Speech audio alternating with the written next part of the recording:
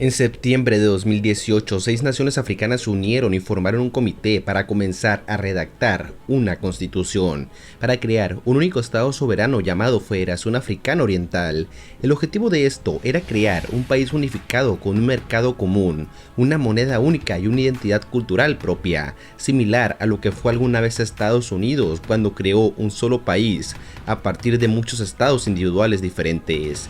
Y si es así, ¿qué tipo de nación surgiría de ella? ¿Y qué desafíos enfrentaría este país? Esto es lo que quiero que analicemos en el video de hoy. Sin más que decir, comenzamos.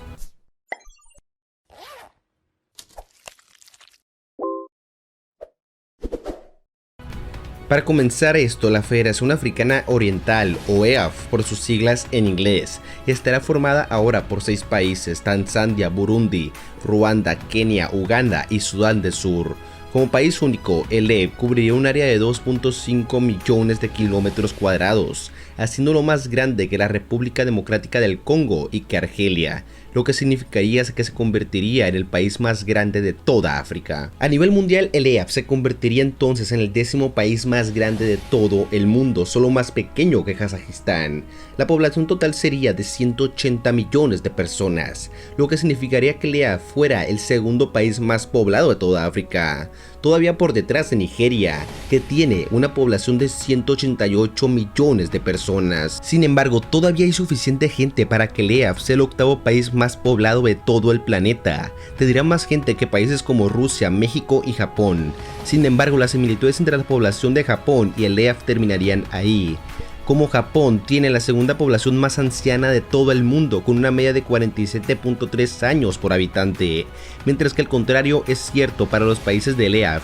Uganda, por ejemplo, es el segundo país más joven de todo el planeta, con una media de solo 15.8 años por persona, y el resto del EAF no se queda para nada atrás. La edad promedio de Burundi es de 17 años, y la de Sudán del Sur solo 17.3 años por persona. Aunque de estos 6 países, Kenia tiene la población en promedio más alta en cuanto a edad, 19.7 años por persona.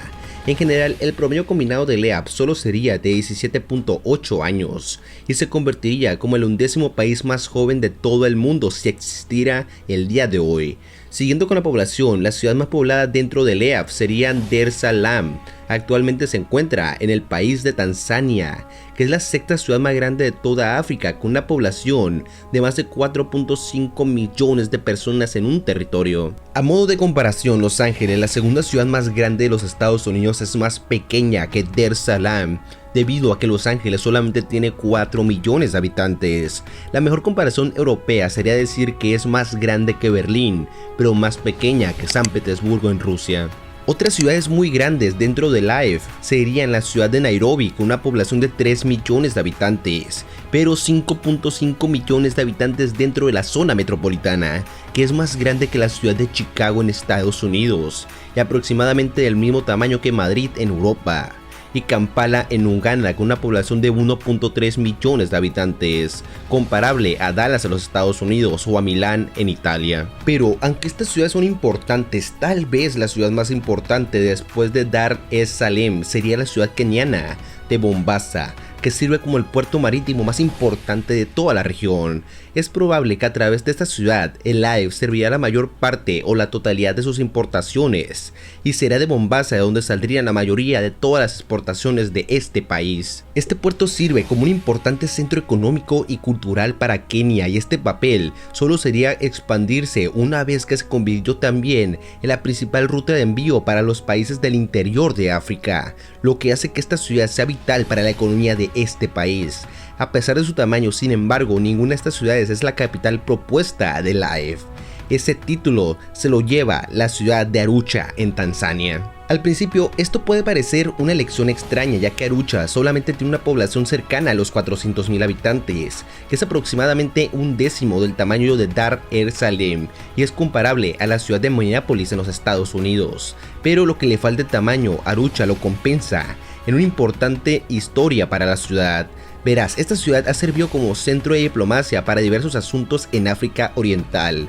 Fue aquí donde la guerra civil de Burundi terminó a través del acuerdo de paz y reconciliación de Arusha, ayudando a restablecer la paz en el país de Burundi. Además, cuando el partido gobernante SPLM en Sudán del Sur estuvo a punto de derrumbarse y dejó al país en un estado de crisis humanitaria, fue el acuerdo de Arusha para Sudán del Sur el que comenzó a construir un plan para la reunificación después del genocidio de Ruanda. Fue Arusha quien fue elegida para albergar el tribunal penal para Ruanda. Si tuviéramos que comparar Arusha con otra ciudad del mundo, sería como la Ginebra de África Oriental, debido a que funciona como intermediaria entre muchos países en el mundo. Las convenciones de Ginebra son un ejemplo de esto. Además albergan agencias como las Naciones Unidas e incluso las organizaciones como la Cruz Roja están en Ginebra.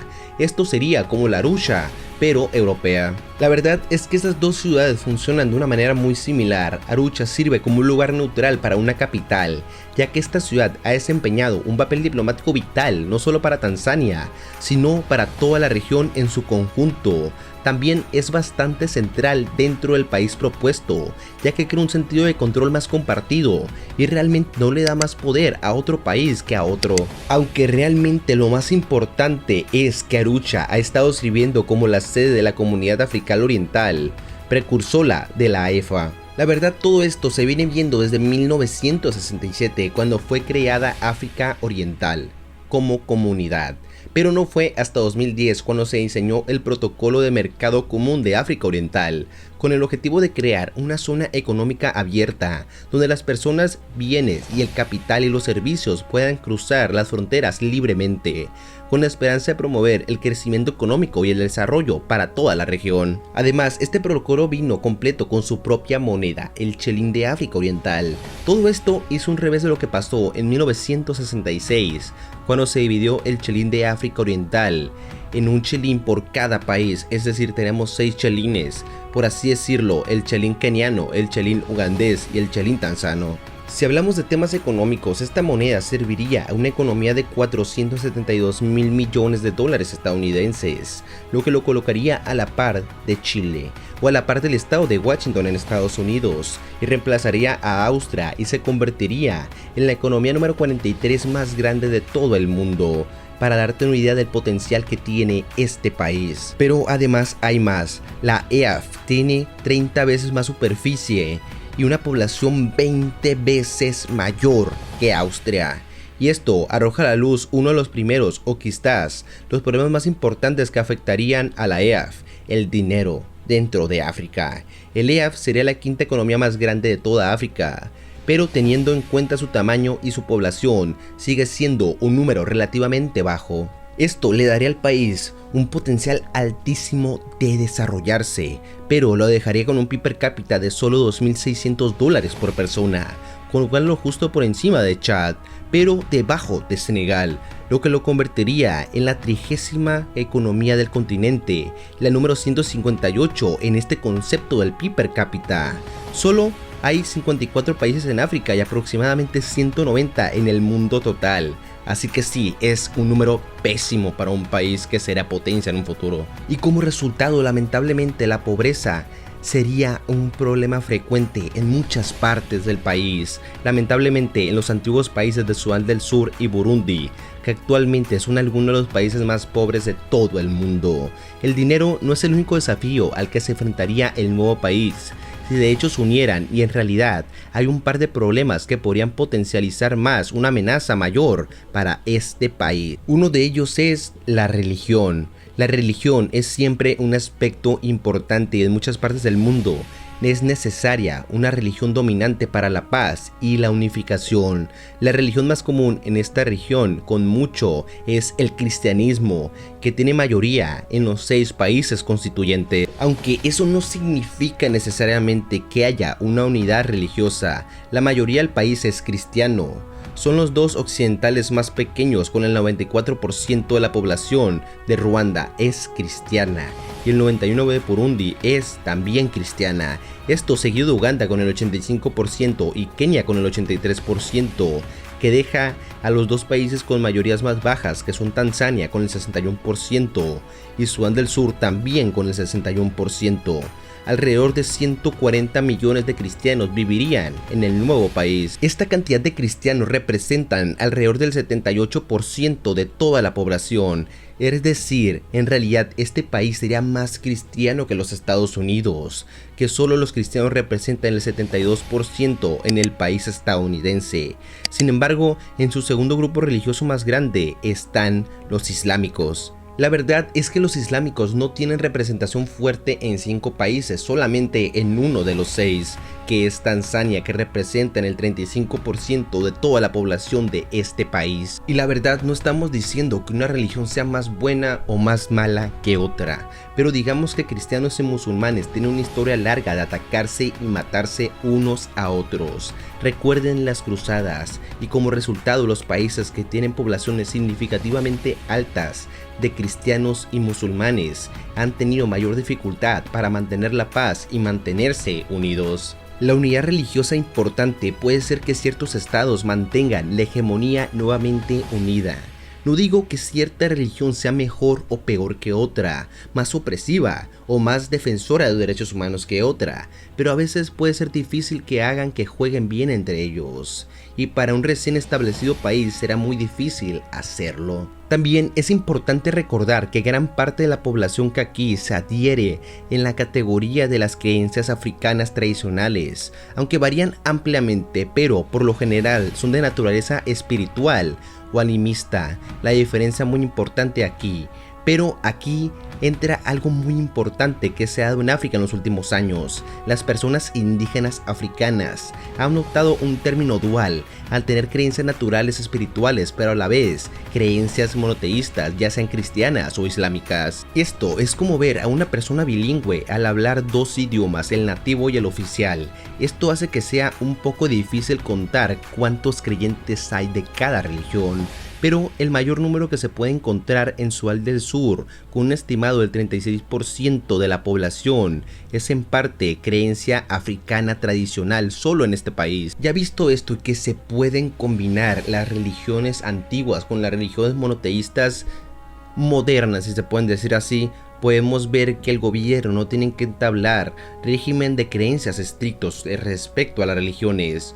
Solo realmente el tiempo puede hablar de lo que pasará con el aspecto de la religión en el nuevo país. Es aquí donde llegamos al aspecto más importante de por qué debería unirse este país. Este aspecto es el clima. En la zona de este posible nuevo país, el clima es muy parecido casi en toda la región, debido a que está sobre la sabana africana. Esto es bueno porque tener un clima único y persistente significa que se puede desarrollar una cultura similar entre las personas que viven a lo largo y a lo ancho del país. Estas personas pueden cultivar los mismos cultivos, criar los mismos animales, cocinar los mismos alimentos y hablar sobre el clima que realmente une a las personas.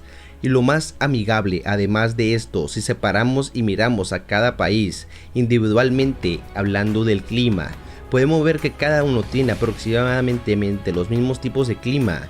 Nuevamente, todos con un clima de sabana tropical. Todo es importante porque digamos que hay un país incluido que tiene un clima diferente, sería una cultura que se desarrollara completamente diferente al resto del país. Aunque la zona más grande que no incluye el clima tropical de la sabana se encuentra en Tanzania, sin embargo esta zona no se ve como un problema porque es una de las zonas naturales más importantes de toda África. Este es el Serengeti, uno de los parques naturales más famosos de todo el mundo, donde los leones deambulan y las jirafas pastan. En esta zona vive un grupo de alrededor de 2 millones de personas, en su mayoría entre Kenia y Tanzania, conocidos como Masai. Este grupo de personas no es para nada agresivo. En términos de amenazar la unidad, el pueblo Masai y el Serengeti plantean poco o ningún problema, ya que los Masai son pacíficos y el Serengeti realmente ayuda a crear una identidad más fuerte para África Oriental. Esta zona es algo que este país puede enorgullecerse de tener, algo así como los nativos mayas en México o en sus inicios en Estados Unidos los nativos cheyennes. La geografía y el clima definitivamente están del lado de la Federación Africana Oriental, por supuesto. Hay mucho que se tiene que ver antes de unir un país y tendremos que esperar para ver si algo realmente termina sucediendo. Solo el futuro dirá si este país realmente se unifica.